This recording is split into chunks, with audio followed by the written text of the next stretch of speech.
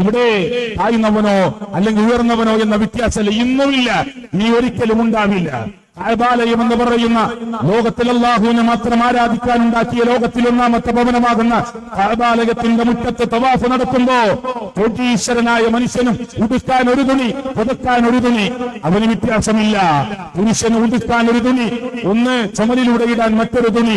അത് കോടീശ്വരനായ മനുഷ്യനും പാവപ്പെട്ട ഒരു വകുപ്പും ജീവിക്കാനില്ലാത്ത ഒരാൾ അവിടെ എത്തി ഉംറ ചെയ്യാൻ ചെന്നാൽ അയാൾക്കും അതേ വേഷം, വേഷവ്യത്യാസങ്ങളില്ല. സൗദി രാജാവ് മരണപ്പെട്ടു.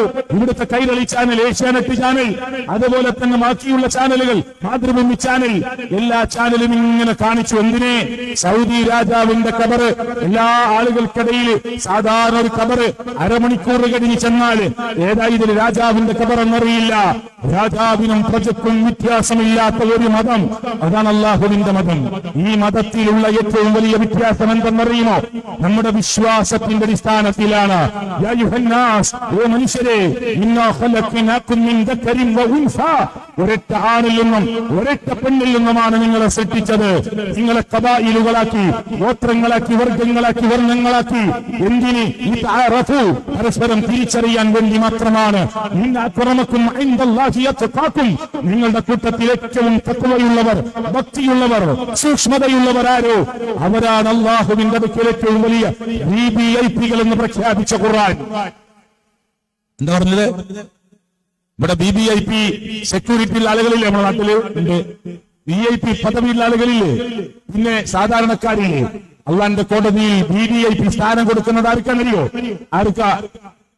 ഈ ഭൂമിയിൽ തഖ്വയോടുകൂടി അനർഹമായി ഒരു നോട്ടം നടത്താതെ, അനർഹമായി സമ്പാദിക്കാതെ, ഏകനായ റബ്ബിന്റെ മുമ്പിൽ മാത്രം സാഷ്ടാംഗം ചെയ്ത് അവനെ മാത്രം വണങ്ങി അവന്റെ അടിമയാണ് ഞാനെന്നോർത്ത് ഏറ്റവും കൂലിപ്പണിയാണെങ്കിൽ കൂലിപ്പണിയിൽ ഒരു അഭിമാനം കണ്ടെത്തി തന്റെ മക്കൾക്ക് ഹലാലായ പണത്തിലൂടെ മാത്രം ഭക്ഷണം വാങ്ങിക്കൊടുത്ത് ഹലാലായ വളർത്തൽ നടത്തി ഒരാളെയും ഉപദ്രവിക്കാതെ, നാവ് കൊണ്ടും കണ്ണുകൊണ്ടും ശരീരം കൊണ്ടും ഉപദ്രവിക്കാതെ, ഏഷണി പരദൂഷണങ്ങളിൽ മാറി നിന്ന് ഏകദൈവ വിശ്വാസത്തിന്റെ അടിസ്ഥാനത്തിൽ അവന് അനുഷ്ഠിക്കേണ്ട ആചാരാനുഷ്ഠാന കർമ്മങ്ങൾ നിർവഹിച്ച് സൂക്ഷ്മതയിൽ ജീവിച്ച ഒരു പാവപ്പെട്ട സർവന്റിന്, ഒരു പാവപ്പെട്ട റിക്ഷാ ഡ്രൈവറിന്, ഒരു പാവപ്പെട്ട കൂലിപ്പണിക്കാരന്, ഒരു പാവപ്പെട്ട തൊഴിലാളിക്ക്, ഒരു പാവപ്പെട്ട ഉദ്യോഗസ്ഥന്, ശരി, അവനാണ് നാളെ പരലോകത്ത് ലോകരക്ഷിതാവിന്റെ കോടതിയിൽ ജനകോടികൾ ഒരുമിച്ച് നിൽക്കുമ്പോ ആദം നബി അലൈഹിസ്സലാത്തു വസ്സലാം മുതൽ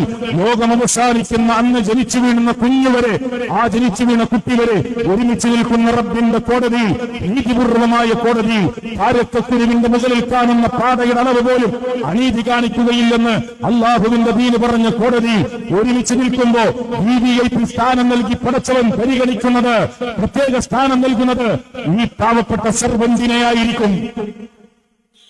ഇത് പ്രഖ്യാപിച്ച ഒരു പ്രത്യയശാസ്ത്രം, ഇത് പ്രഖ്യാപിച്ച ഒരു പ്രത്യയശാസ്ത്രം. നിങ്ങൾ പറ, ലോകത്തേതുണ്ട് അള്ളാഹുവിന്റെ മതമല്ലാതെ? അള്ളാഹുവിന്റെ മതമല്ലാതെ പ്രിയപ്പെട്ടവരെ ഏത് മതമുണ്ട്, ഏത് പ്രത്യയശാസ്ത്രമുണ്ട്? നിങ്ങൾ പഠിച്ചോ?